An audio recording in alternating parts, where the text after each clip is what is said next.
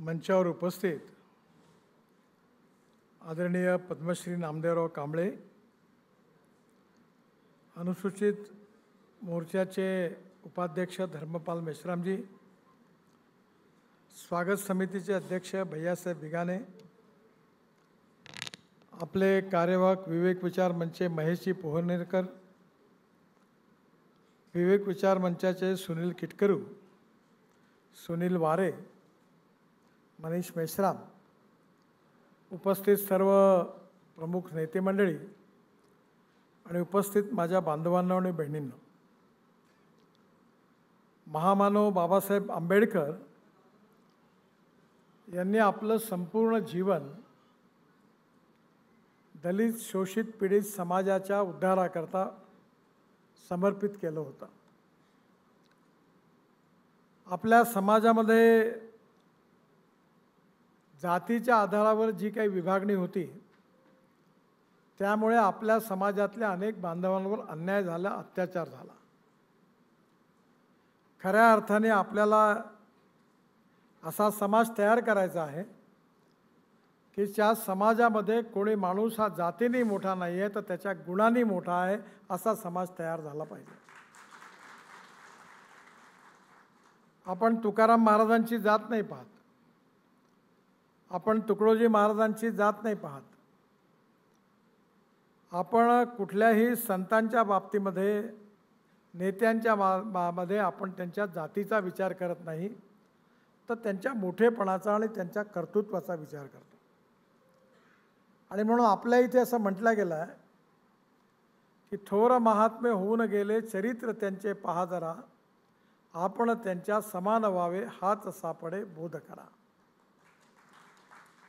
आपल्याला आपल्या समाजामध्ये बाबासाहेबांचं एक उद्दिष्ट होतं जीवनातलं की सामाजिक न्यायाच्या आधारावर हा समाज सर्वांगीण दृष्टीने समृद्ध आणि संपन्न झाला पाहिजे.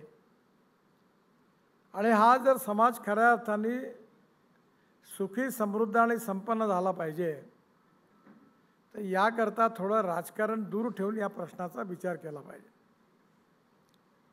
किती म्हटलं तरी एक गोष्ट खरी आहे की every politician thinks about is next election. म्हणजे प्रत्येकाला निवडणुकीच्या ह्याच्यामध्ये मतं पाहिजे असतात आणि त्यामुळे लोकांना काय आवडतं ते बोललं पाहिजे आणि लोकांची मतं मिळवली पाहिजे. प्रत्येक राजकीय पक्ष आणि नेत्याकरता आवश्यक पण आहे. पण आपल्यासारख्या चळवळीतल्या कार्यकर्त्यांनी या प्रश्नाचा नीट अभ्यास केला पाहिजे. बाबासाहेबांनी ज्या समाजाचं स्वप्न बघितलं होतं त्या समाजाची त्यावेळची परिस्थिती आणि स्थिती कशी होती याचं पहिले अध्ययन केलं पाहिजे. समाजामध्ये गरिबी होती, भूकमरी होती, बेरोजगारी होती, शिक्षणाचा अभाव होता, आर्थिकदृष्ट्या समाज मागासलेला होता आणि त्याचबरोबर सामाजिकदृष्ट्या समाजाला उत्तम वागणूक मिळत नव्हती, किंबहुना अन्याय आणि अत्याचार होत होते. या सगळ्या प्रश्नाकडे बघितल्यानंतर बाबासाहेबांनी हे स्वप्न उराशी बाळगलं की आपल्या समाजाला न्याय मिळाला पाहिजे आणि हा समाज सर्व या रूढी प्रथा परंपरापासून मुक्त होऊन प्रगतिशील, समृद्ध, संपन्न, सुशिक्षित, सुसंस्कृत आणि आर्थिकदृष्ट्या देखील ताकदवान बनला पाहिजे. त्यांनी शिक्षणाबद्दल सांगितलं की शिक्षण हे वाघिणीचं दूध आहे. मग पहिली गोष्ट आपली मुलं बाळं शिकवली पाहिजे, त्यांना उत्तम शिक्षण दिलं पाहिजे आणि उत्तम शिक्षण दिल्यानंतर त्यांना शिक्षणाच्या आधारावर नॉलेज ही शक्ती तर प्राप्त होईलच, पण त्याचबरोबर समाजामध्ये त्यांच्या ज्ञानामुळे त्यांना प्रतिष्ठा मिळाली पाहिजे. आत्ताच मी कार्यक्रमामधून आलो, आपले भारताचे सरन्यायाधीश भूषण गवई साहेब त्यांच्याबरोबर कार्यक्रमामध्ये होतो. आज ते सर्वोच्च न्यायालयाचे मुख्य न्यायाधीश झाले. आज दलित समाजामध्ये माझे विद्यार्थी दशेचे उत्तम मित्र आहेत, पण आज ते सुप्रीम कोर्टाचे चीफ जस्टिस झाले. त्यांनी लॉची परीक्षा दिली, लॉ पास केलं, प्रॅक्टिस केली अमरावतीमध्ये, हायकोर्टाचे जज झाले, उत्तम काम केलं आणि त्या कामातून पुढे ते सुप्रीम कोर्टाचे जज झाले आणि आता सुप्रीम कोर्टाचे चीफ जस्टिस झाले. आपल्यामध्ये इंजिनियर, डॉक्टर, वकील, प्राध्यापक, शिक्षक, पत्रकार आणि त्याचबरोबर या सगळ्या समाजाच्या क्षेत्रामध्ये उत्तम नेते हे तयार झाले पाहिजे. आणि ते उत्तम नेते तयार करायचे असतील, हा उद्याचा नाही तर आजचा नागरिक आहे म्हणून त्याच्यावर चांगले संस्कार केले पाहिजे. त्याला ज्ञानार्जन, त्याला चांगलं ज्ञान मिळालं पाहिजे. आपल्या इथे डॉक्टर मेश्राम म्हणून आहेत नागपूरला, न्यूरोलॉजिस्ट, मिलिंद माने साहेब ओळखतात त्यांना. त्यांच्याकडे सगळ्या प्रकारचे पेशंट जातात. नागपुरातले उत्तम नंबर 1चे न्यूरोलॉजिस्ट आहे, दलित समाजातले आहेत. पण त्यांच्याकडे सगळ्या समाजातले लोक याकरता जातात की ते दलित समाजातले म्हणून नाही जात, पण त्यांच्या विद्येमध्ये ते पारंगत आहेत, त्यांचा हात कोणी पकडू शकत नाही, हुशार डॉक्टर आहे म्हणून सगळे लोक त्यांच्याकडे रीग लावून जातात, कारण त्यांनी ते ज्ञान आत्मसात केलं. आज आपल्याकडे कलाकार आहेत. या टीव्हीवर हास्य जत्रेचा कार्यक्रम होतो, ते कलाकार खूप लोकप्रिय झाले. ते दलित समाजातले, पण त्यांना सगळ्या लोकांना ते कलाकार आवडतात. आज अनेक गायक असे आहेत, संगीतकार असे आहेत. आमच्या नागपूरमध्ये उंटखाणा भागात ज्यांनी ताराचंद बडजात्या यांच्या ह्याच्यात मैंने प्यार किया म्हणून सुंदर चित्रपट आला होता हिंदीत, माधुरी दीक्षित आणि सलमान खानचा. आणि त्या चित्रपटाचं जे संगीत होतं ते रामलक्ष्मण यांचं होतं आणि ते दलित समाजातले होते आणि ते आपल्या उंटखाणा भागात राहत होते. त्यांना फिल्म इंडस्ट्रीमध्ये अनेक पुरस्कार मिळाले. म्हणजे अण्णाभाऊ साठेंचं आपण आज नाव घेतो, पण अण्णाभाऊ साठेंना साहित्यिक म्हणून अनेक पुरस्कार मिळाले, त्यांच्या लिखाणामुळे मिळाले. त्यामुळे आपण कर्तृत्व, कार्य, कर्तृत्व आणि नेतृत्व हे प्रत्येक व्यक्तीच्या ठिकाणी उपजत गुण असतात. ते वाढवण्याचा नीट प्रयत्न केल्यानंतर तो मोठं नेतृत्व आकाराला येतं. आपण याचा गंभीरतेने विचार केला पाहिजे की आपल्या समाजाची प्रगती करायची आहे म्हणजे काय करायची आहे. सेवेच्या क्षेत्रामध्ये, शिक्षणाच्या क्षेत्रामध्ये, आर्थिक क्षेत्रामध्ये, सामाजिक क्षेत्रामध्ये आपल्याला समाजाला जर पुढे न्यायचं असेल तर आपल्याला समाजाला कसं पुढे न्यायचं याचा विचार केला पाहिजे. आज आपल्या सगळ्यांना माहिती असेल, मी 2 उदाहरणं तुम्हाला सांगतो. मी ज्यावेळी मंत्री झालो 14ला, त्यावेळी मी ठरवलं की आपल्या देशात सगळ्यात जास्त शोषण काय होतं तर माणूस माणसाला खिचण्याचं काम करतो. इथल्या लोकांना माहिती, या टेका भागामध्ये उत्तर नागपुरातले सगळ्यात जास्त लोक काय करायचे, सायकल रिक्षा चालवायचे. तुम्ही आठवा. आणि काही भागामध्ये तर स्थिती अशी होती की खांद्यावर जू घेऊन रिक्षा चालवायचे, माणूस खिचायचे. पण ज्यावेळी मी मंत्री झालो तेव्हा मला या गोष्टीचं नेहमी वाईट वाटायचं की माणूस माणसाला खिचतो ही प्रथा फार वाईट, याचा काहीतरी उपाय शोधला पाहिजे. डॉक्टर राम मनोहर लोहिया म्हणायचे की मी आयुष्यभर ही इतकी अमानवीय प्रथा आहे मानवीय शोषणाची की मी या रिक्षामध्ये कधी बसणार नाही. दीनदयाल उपाध्याय म्हणायचे की या समाजातली प्रथा ज्या दिवशी समाप्त होईल तो एक सोन्याचा दिवस राहील. आणि बाबासाहेब नेहमी म्हणायचे की या दलित पीडित शोषित समाजाचं जे शोषण सुरू आहे त्या शोषणापासून हा समाज मुक्त झाला पाहिजे. आणि ते शोषण काय होतं तर 1 कोटी लोक माणूस माणसाला खिचण्याचं काम करत होते आणि त्यातले 75% लोक हे शेड्यूल कास्ट आणि मुस्लिम समाजामधले होते. या भागामध्ये मला माझ्या लहानपणी टेका, इंदोरा या सगळ्या भागामध्ये मोठ्या प्रमाणावर सायकल रिक्षा हा व्यवसाय होता. किरायाने घ्यायचे आणि मग तो दिवसभर चालवायचे आणि मग जी रोजी मिळायची तो किराया भरायचे आणि त्यातून पोटपाणी भरायचं. पण ज्यावेळी माझ्या लक्षात आलं की हे शोषण संपलं पाहिजे तर मी त्यावेळी IITचे सगळे डायरेक्टर, टेक्निकल इन्स्टिट्यूट डायरेक्टर सगळ्यांना बोलावलं आणि त्यांना म्हटलं की हे दलित पीडित शोषित समाजाचं शोषण आहे, हे बंद झालं पाहिजे. तर त्यांनी मला विचारलं काय केलं पाहिजे. तर मी म्हटलं टेक्नॉलॉजीचा उपयोग करून ही 1 कोटी लोक माणूस माणसाला खिचतो, चालवतो आणि 50 लाख लोक असे आहे, त्यातही बहुसंख्य दलित समाजातले, ते पाठीवर पोरा घेऊन 1 क्विंटलचं ते मजुरी करतात. ही प्रथा बंद नाही करता येणार का. ते म्हणाले कशी करता येईल. मी म्हटलं मेकॅनिक्स ड्रिव्हन ई रिक्षा आला, ई कार्ट आला, तर ही प्रथा बंद होईल. मी त्याच्या संशोधनाला प्रोत्साहन दिलं, त्याचा प्रॉडक्ट बाजारात आले आणि आज 11 वर्षानंतर मला कोणी विचारतात की तुमच्या आयुष्यात सगळ्यात चांगलं काम कोणतं झालं असेल, तर आज 1.5 कोटी लोक ज्यांचं शोषण होत होतं ते मानवी शोषणातून मुक्त झाले. मी किती रस्ते बांधले, पूल बांधले, खूप हायवे बांधले, टनेल्स बांधल्या, पण या 1.5 कोटी लोकांचं जीवनाचं शोषण समाप्त झालं. हा माझ्या आयुष्यातला सगळ्यात आनंदाचा क्षण आहे. अशा कितीतरी गोष्टी आहेत. आपल्या देशामध्ये दिव्यांग आहेत, कोणाला डोळे आहेत पण दिसत नाही, कोणाचे हात पाय काम करत नाही. आणि दुर्भाग्य असं आहे की त्यातल्या बहुसंख्य लोकांना, त्या दलित समाजातले आहेत, मुस्लिम समाजातले आहेत, त्यांची सेवा कोण करतं. त्यांना मानाने आणि सन्मानाने समाजात प्रतिष्ठेने जगता आलं पाहिजे याचा आपण प्रयत्न करतो का. आणि आपण हा प्रयत्न केल्यानंतर जर त्या समाजातल्या अनेक मुलांना आपण इथे पहिल्यांदा भारतात पहिला एक झाला उज्जैनला होता, दिव्यांगांकरता पहिला पार्क, मोठा पार्क आपण नागपुरात तयार केला. आणि आज सगळ्या जिल्ह्यातले दिव्यांग रोज त्या ठिकाणी येतात.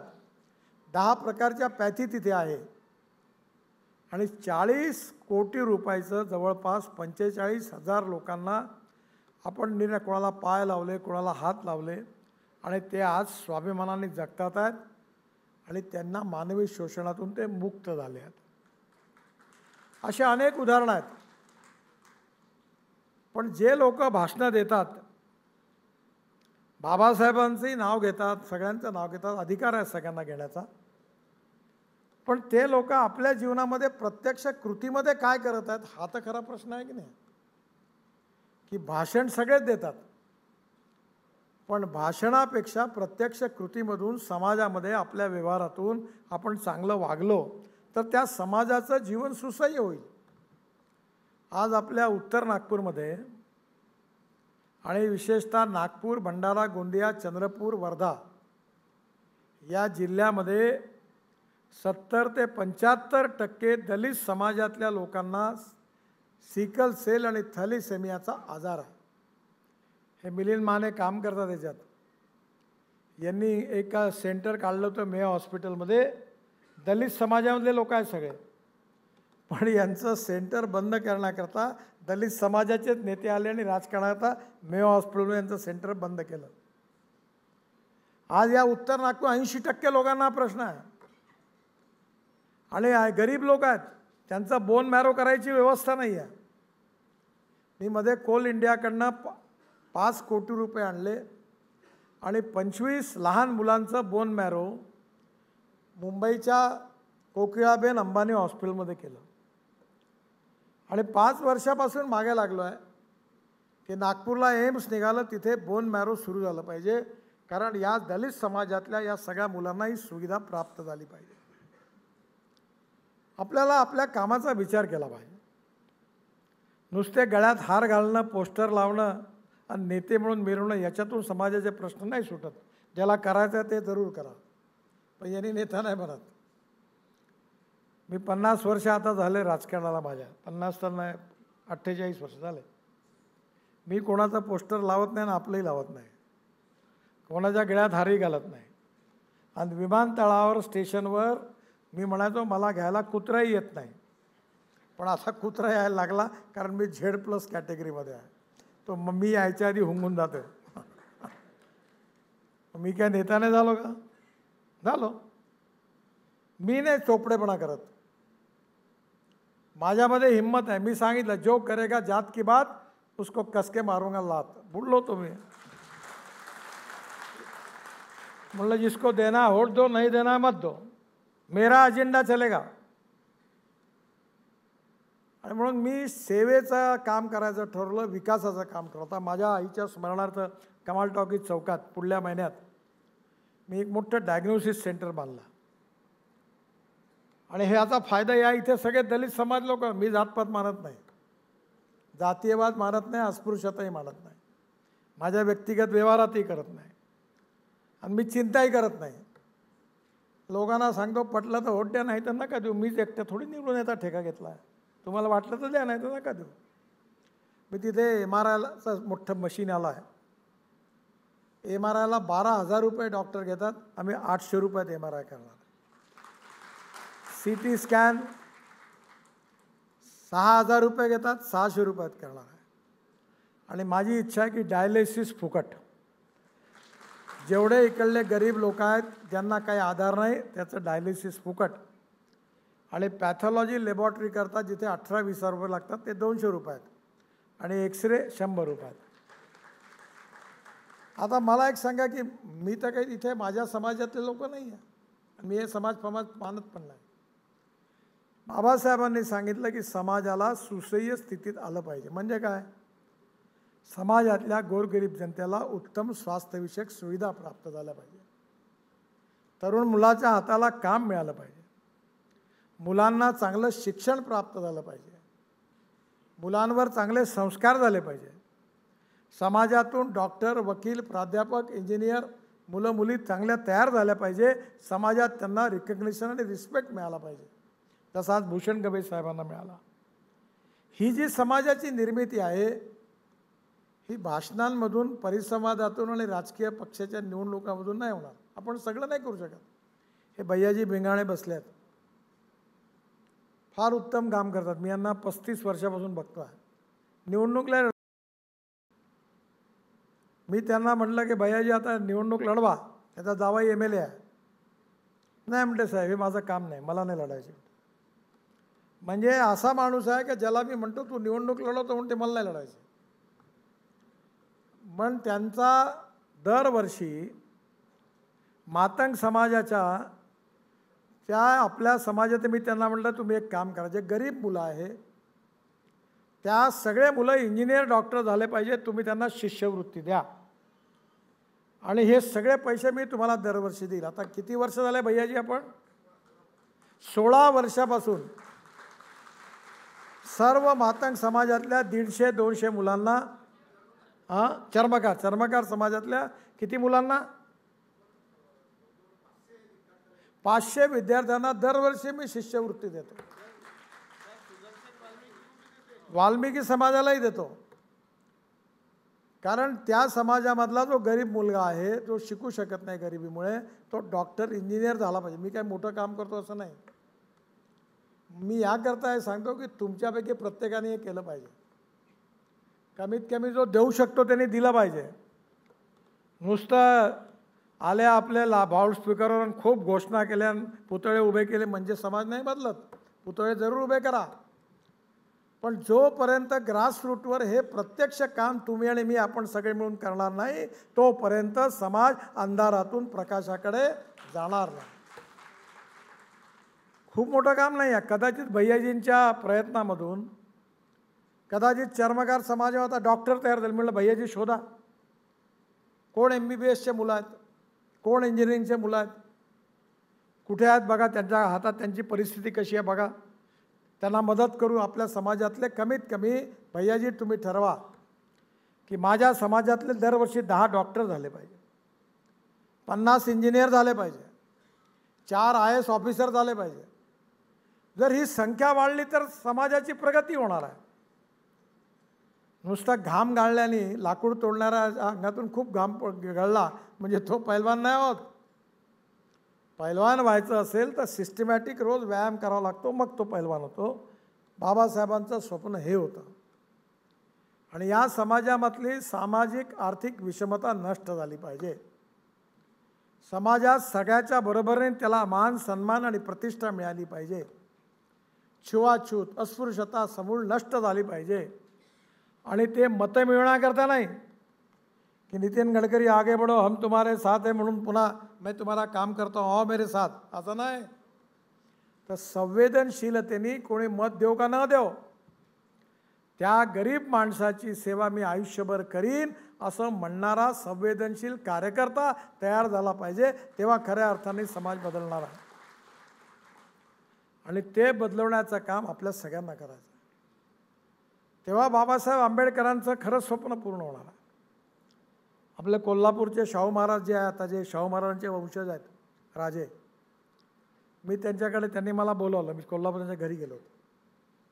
आता काँग्रेसचे खासदार आहेत कोल्हापूरचे, आणि आपल्या नागपूरला भोसले घराण्यातले आहेत, ते दत्तक तिकडे गेले. तर मग त्यांच्याकडे गेलो होतो आणि त्यांनी मला राजर्षी शाहू महाराजांच्या जीवनामध्ये त्यांनी कसं काम केलं त्याचे सगळे फोटोग्राफ, चित्र दाखवलं.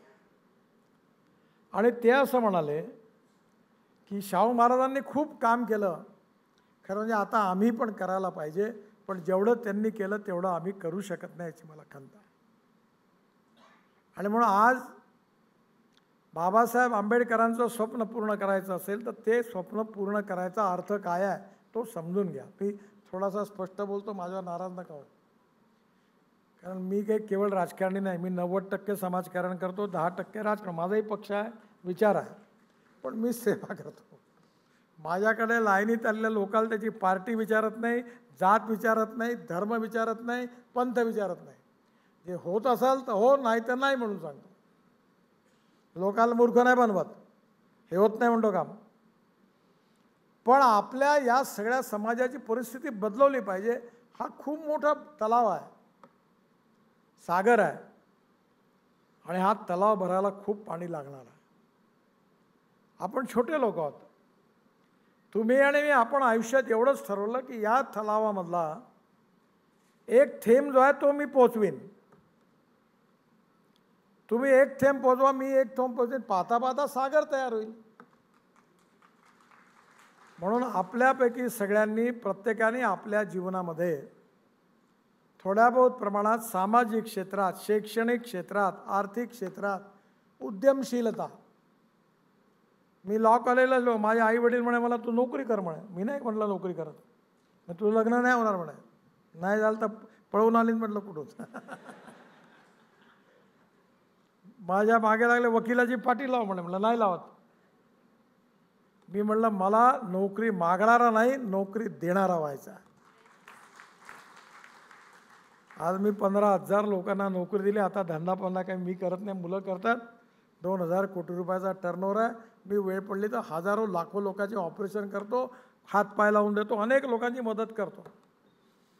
पण मला 2 पैसे मिळाले तर मी करू शकेन, नाही तर राजकारण हाच धंदा आहे. लाव तेरा काम कर देता हूँ, तेरा काम कर देता हूँ, आणि पुन्हा पैसे लाव. आणि पुन्हा माईकवर गेले की बाबासाहेब आंबेडकर, महात्मा फुले, शाहू महाराज, छत्रपती शिवाजी महाराज, सगळे नावं घेतात. आणि काम करायला हे असे अनुयायी नाही होऊ शकत. पैसा कमवा, पण इमानदारीने कमवा, आणि तो पैसा ज्या कमवून समाजाकरता खर्च करा. भ्रष्टाचार करून पैसा कमवण्याचा अर्थ नाही आहे, ठेकेदाराकडनं पैसा गोळा करण्याचा अर्थ नाही आहे. शिष्यवृत्तीचे पैसे काढून देतो, आण पैसे, हे नाही करायचं. समाज कल्याण खात्यामध्ये कोंबड्या, बकऱ्या, सायकली, हॉस्टेल, डाव्या उजव्या पायाचे अंगठे, शिष्यवृत्त्या, आणि पुन्हा बाबासाहेब आंबेडकर, महात्मा फुले, शाहू महाराज, छत्रपती शिवाजी महाराज. अरे हे काय सुरू आहे? तुम्ही जर त्यांचं नाव घेता तर मग प्रामाणिकपणे नाही राहायला पाहिजे. पैसा कमवला पाहिजे, काही गुन्हा नाही, पण राजकारण हा पैसा कमवण्याचा धंदा नाही. समाजकारण हा पैसा कमवण्याचा धंदा नाही. पण मी माझ्या टॅलेंटनी, माझ्या बुद्धिमत्तेने, माझ्या कौशल्याने, माझ्या विजननी मी कमवीन. पण मी समाजाचा कोणी लागतो या भावनेने समाजाबद्दलची संवेदनशीलता आणि सामाजिक जबाबदारीचं वहन करीन. हे बाबासाहेबांचं स्वप्न होतं. त्यांनी आपलं संपूर्ण जीवन समाजाकरता समर्पित केलं होतं. त्यामुळे माझी तुम्हाला सगळ्यांना विनंती आहे की सामाजिक न्याय, सामाजिक समता आणि आर्थिक समता ही प्रस्थापित झालीच पाहिजे. पण त्याचबरोबर टाटा, बिर्ला, अंबानी, अडाणी होऊन राहिले, आपल्या इथला कांबळे, मेश्राम केव्हा होईल वरती? का तो आयुष्यभर चपराशाचीच नोकरी करल? असं नाही जमात. उद्या कोणीतरी आपल्यातलाही गजबीये मेश्राम हा करोडोपती झाला पाहिजे, नोकरी मागणारा नाही देणारा झाला पाहिजे. तर आमचे कांबळे आहेत. तुम्हाला एक माहिती आहे ती आपल्या मुंबईच्या आपल्या बाई त्या सरोज, काय नाव त्यांचं? कल्पना सरोज. त्यांची कहाणी दरवेळा ऐका. त्या नेहमी माझ्याकडे येतात. कमानी इंजिनिअरिंग कंपनी बंद पडलेली, त्यांचं जन्मगाव आहे वर्धा जिल्ह्यातलं सिंधी, आणि इथून त्यांनी जाऊन तिथे काय स्थिती, किती वाईट, किती आयुष्यात अपेक्षा झाल्या, आणि त्यांनी आपल्या कर्तृत्वाने आज ती एवढी मोठी कंपनी उभी केली. आज 1,500-2,000 कोटी रुपयाच्या मालक झाल्या. आपल्या कर्तृत्वाने त्यांनी आपलं जीवन बदललं. तो आदर्श महत्त्वाचा आहे. मला वाटतं मिलिंद कांबळेंनी दलित चेंबर ऑफ कॉमर्स काढलं. त्या बुटीबोरीमध्ये काही उद्योग आहेत. आता तुम्ही हे नोकरी मागणारे नका बनवू, नोकरी देणारे व्हा, उद्योगपती व्हा, उद्यमशीलता शिका, बिझनेस मॅनेजमेंट, ॲडमिनिस्ट्रेशन शिका, आणि आपली आर्थिक संपन्नता उभी करा. आणि आर्थिक संपन्नतेबरोबर सामाजिक जबाबदारीच्या भावनेतून समाजातल्या शोषित पीडित माणसाला परमेश्वर मानून त्याची सेवा करा. तुकाराम महाराजांनी हेच सांगितलं की जे का रंजले गांजले त्यासी म्हणे जो आपुले, तोची साधू ओळखावा, देव तेथीची जाळावा. आणि माझ्या अनुभवातून तुम्हाला सांगतो, मी निवडणुकीमध्ये यावेळी सांगितलं मी पोस्टरने लावणार म्हटलं. मला म्हणे इलेक्शन मॅनेजमेंट आहे, पैसे लागते म्हणे. ते कशाला? मी बोलत नाही कशाला, लोकांना द्या लागते म्हणे, त्याशिवाय जमत नाही. म्हटलं नाही जमत तर नाही जमत, मला नाही करायचं म्हटलं. मी नाही कोणाला पाजली आणि नाही कोणाला काही खाऊ घातलं. खाऊ घालायला मी माझ्यासारखा माणूस नाही. मी इतर इलेक्शन नसताना 1000 लोकांना जेव घालतो. तर मी म्हटलं याच्यात मी जेवण जरूर देईन, पण ठीक आहे वोट करता नाही देणार.